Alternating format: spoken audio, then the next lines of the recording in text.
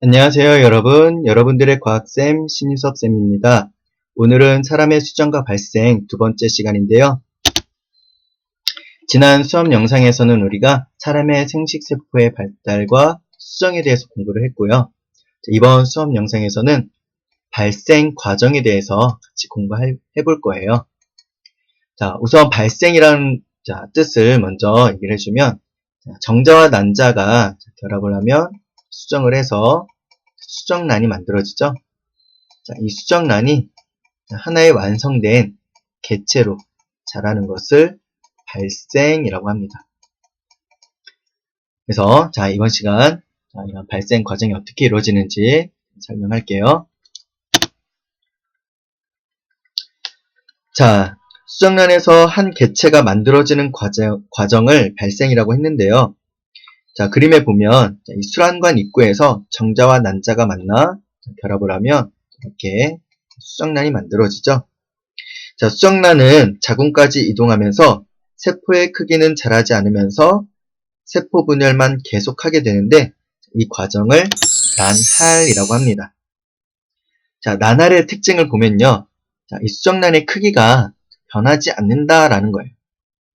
자, 그러면서 세포 분열이 일어나는 건데, 자, 한번 세포가 분열하면 두 개의 작은 세포가 생기겠죠. 그래서 이때 생긴 이 작은 세포를 할구라고 불러줍니다. 할구요. 자, 그래서 이것이 또 분열을 하게 되면 4개가 돼서 할구가 4개가 된 거 볼 수 있죠.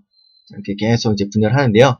자, 여기서 여러분들이 잘 봐야 될 것이 이 수정란의 크기는 변하지 않아요. 전체 크기는 변하지 않지만 세포 분열이 계속 일어나면서 할구의 수가 점점 많아지죠.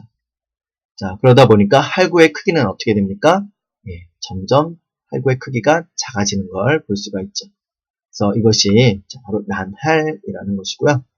자, 난할의 과정을 보면 이제 2세포기를 거쳐서 4세포기가 되고 또 여기서 또 분열이 일어나면 할구가 8개가 되는 8세포기가 되겠죠. 자, 이렇게 해서 계속 분열이 일어나다가 이 그림에 있는 것처럼 더 이상 할구의 수를 셀 수 없을 만큼 아주 많은 할구가 만들어지는 이 시기를 상실기라고 합니다. 그래서 이런 세포를 상실배라고 하고요. 그래서 여기서 상실배라는 뜻은 어디서 왔냐면 뽕나무 열매라는 뜻에서 왔어요. 그래서 뽕나무 열매가 상실배처럼 아주 그 작은 할구들이 이렇게 모여 있는 그런 모양이거든요. 그래서 선생님이 여러분들이 궁금해할까봐 사진을 준비를 했습니다. 자, 요건데요. 자, 이게 이제 뽕나무 열매예요. 자, 아까 봤던 상실배의 모습과 거의 유사한 걸 볼 수가 있죠. 그래서 이거를 우리가 상실배라고 부른 거고요.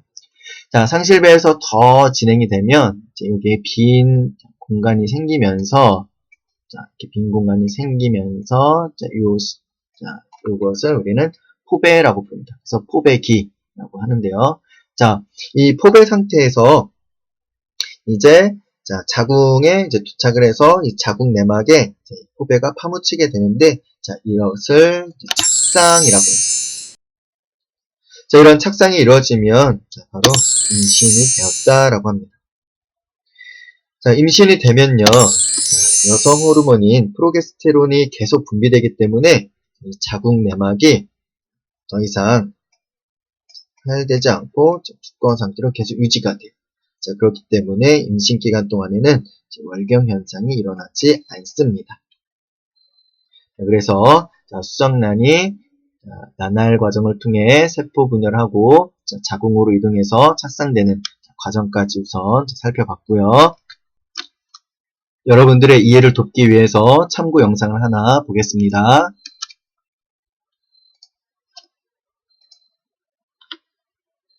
세포의 수를 늘리면서 자궁으로 이동합니다. 수정이 이루어진 뒤 약 일주일 정도가 지나면 자궁 안쪽 벽에 착상됩니다. 착상이 이루어지면 임신이 되었다고 합니다.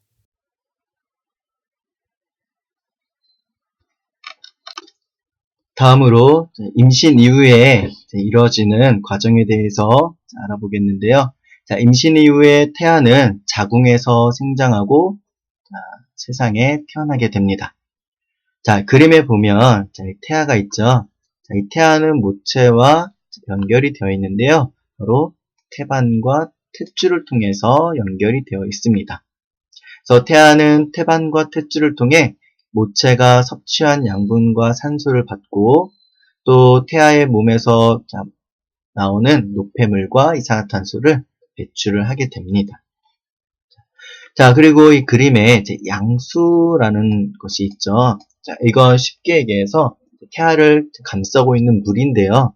자, 이 양수가 하는 역할이 있는데, 이 양수는요, 이 태아가 자궁 속에서 이렇게 원활하게 움직일 수 있도록 도와주고, 또 외부의 어떤 충격으로부터 이제 보호해주는 그러한 역할을 해줍니다.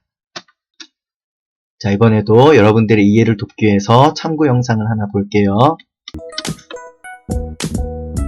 임신이 되면 태아와 모체를 연결하는 태반이 만들어지고 태반을 통해 태아와 모체의 물질 교환이 이루어집니다. 태아는 생명활동에 필요한 산소와 영양소를 모체로부터 전달받고 생명활동에 불필요한 이산화탄소 등 태아의 몸에서 생기는 노폐물을 모체로 전달하여 몸 밖으로 내보냅니다.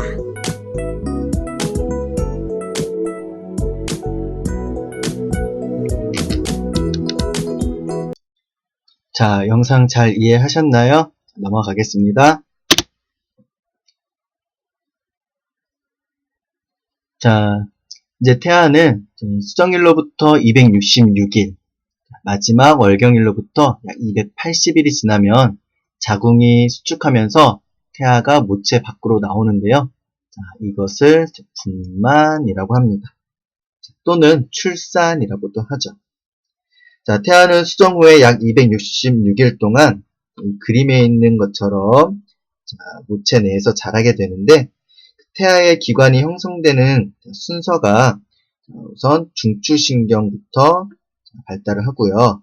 그 다음에 심장, 손, 발, 눈, 귀, 치아, 외부 생식기 순으로 발달합니다.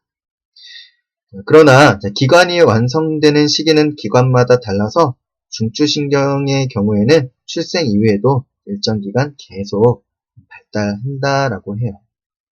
그래서 이에 태아가 6주째일 때는 심장 박동이 시작이 되고 또 눈의 색소가 침착이 된다라고 하죠. 우리 눈동자가 이제 까맣잖아요. 색깔이 입혀진다라는 뜻이죠. 그리고 9주째가 되면 이때 이제 본격적으로 태아라고 부르고 신체 주요 기관들 대부분이 형성되는 시기예요. 그리고 12주째에서는 근육과 뼈가 발달하고 다음 하품, 기지개 켜기, 딸꾹질 등을 할 수 있다고 합니다. 자, 그리고 20주가 되면요. 온몸에 솜털이 나고요. 양수 안에서 활발하게 움직인다고 해요. 자, 이렇게 해서 태아가 출산되기까지의 과정을 설명을 했습니다. 자, 이제 정리를 해볼게요. 자, 오늘의 중요 포인트는요. 자, 첫 번째, 수정란은 세포 분열을 하며 자궁으로 이동하여 착상된다. 그래서 수정란에서 한 개체가 만들어지는 과정을 발생이라고 했고요. 그 다음 수정란의 크기는 자라지 않으면서 체세포 분열만 계속하는 과정이 있었죠. 이걸 난할이라고 했어요. 자, 그래서 이제 이 수정란이 우리 자궁에 딱 달라붙어서 자리를 잡게 되는데 이것을 착상이라고 하고 착상이 되면 본격적으로 임신이 되었다라고 하죠. 자, 두 번째로 임신 이후에 태아는 자궁에서 생장하고 세상에 태어나게 됩니다. 그래서 이 태아가 자궁에서 자라서 이것이 이제 태아가 이제 세상에 나오게 되는데 수정일로부터 약 266일 또는 마지막 월경일로부터 약 280일이 지나면 자궁이 수축하면서 태아가 모체 밖으로 나오게 되죠. 이것을 분만이라고 합니다. 그리고 이제 태아는 뱃속에 있는 동안 엄마로부터 영양분이나 산소를 공급받고 또 노폐물과 이산화탄소를 배출하게 되는데 그때 중간에서 물질 교환을 이루어주는 것이 바로 태반과 탯줄이었죠. 네. 자, 끝내기 전에, 자, 요거 한번 볼까요? 자, 만약 임신부가, 자, 임신 기간에 약을 먹을 경우, 태아에게는 어떤 영향을 끼칠 수 있을지 생각해 보는 건데요. 임신부가 복용한 약물은 태반을 통해서 태아에게 전달될 수가 있어요. 그래서, 만약에, 이제 뭐 감기약을 먹는다든지, 아니면, 좀 더 이제 심각하게 뭐 담배나 술을 마시면 그것이 그대로 태아에게 영향을 주게 되는데, 태아는 이러한 이제 약에 그 저항성이 없기 때문에 특히 이제 태아가 이제 자라는 시기에 이런 약물에 노출되면 아주 치명적인 해를 입을 수 있다고 합니다. 그래서 여러분들도 잘 참고하시고요. 네, 오늘은 여기까지 하겠습니다. 자, 모두들 수고했습니다.